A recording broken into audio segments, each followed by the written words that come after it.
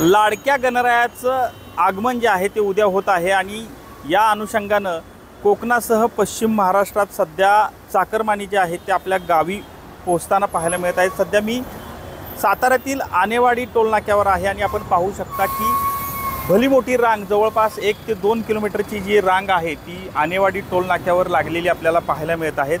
अनेक चाकरमानी जे आहेत ते सध्या मुंबईहून सातारा, सांगली, कोल्हापूर या भागामध्ये येताना पाहायला मिळत आहेत।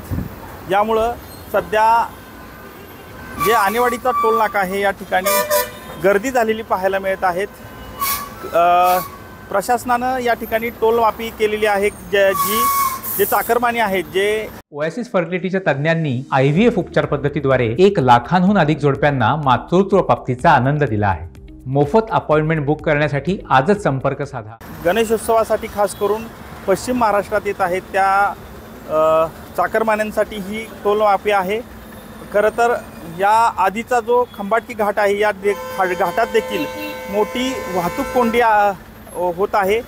सध्या सकाळपासूनच आज पाहिलं तर ही मोठी गर्दी जी आहे ती एकूणच या टोल नाक्याच्या परिसरात आहे आणि या ठिकाणचं व्यवस्थापन आहे ते आपण पाहिलं तर पूर्णपणे कामाला लागलेलं पाहायला मिळतंय। कारण ज्या ठिकाणी जी गर्दी आहे ती मोठ्या प्रमाणात असल्याचं एकूणच चित्र आहे। कॅमेरामन तुषार जाधवसह संतोष नालोडे, TV9 मराठी, सातारा।